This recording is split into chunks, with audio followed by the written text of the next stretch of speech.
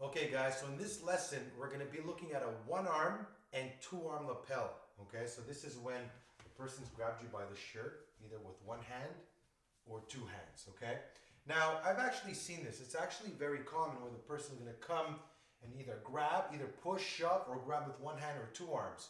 Now, the most important and dangerous thing is that when the person grabs you, right, the most important thing is to create a small stick. That means create a small tactile sense where you can feel the person's hand. The reason why, if I'm here and he decides to just punch me here or just release and just hand it, there's nothing I can do to stop that. So if I'm here and I'm doing this, boom, and I uppercut him, I'm going to knock him out.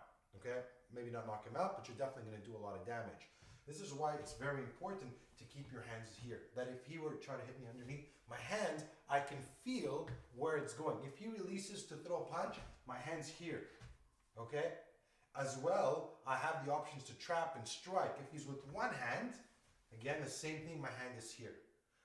By keeping up here, if he decides to punch, my hands are up. If he decides to go in the middle, if he decides to let go of this, I could block it. Or if he, let's say he were to, I could feel it. Okay? So the stick is the most important thing, whether it's two arms or one arm. The other thing is, well, let's look at the one arm lapel. You keep a stick. My hands come up to protect my center line if anything goes through the middle. If anything goes around, again, and I'm keeping a stick over here. Okay? Keeping my hands up, this leg is always forward. Now, let's look at one of the principles. Closest weapon, closest target, you're right here, okay? So if I'm here, I can palm strike. Now what I can do is trap, okay? So if I'm here, so move around like you're talking to me and I'm doing this and he's mouthing off, I'll trap and I'll strike, okay? So you guys will see it this way. So as I pin, I roll and I come up with a palm strike. Now, you can only calculate the first few seconds, right? So if I'm here and I palm, then it depends on what he does, right? He might move back, he might, oh, now let's say he moved this way. I'm gonna elbow up, I'm gonna elbow down, I'm gonna throw a knee. Really depends on how he moves and where he goes, okay? That's why we do the chest drill where it depends, it's action, reaction. However, the initial first strike is the most important, where I keep my hands up here and I palm strike moving forward. Okay? The other thing you can do is as he's moving around, let's say you're moving around and you're talking to him, let's say he's here, I time it. So what does that mean? If he's moving here, I step, and as I pull him in, I come up with a palm strike. The other thing you want to do as much as possible is if I strike here, is move the person out of the center line and go off his power box and then strike him from here. Okay? So, now we look at the two arm lapel. So if he has both hands here like this, I bring both my hands here. Now, I've seen stuff where they teach things like this.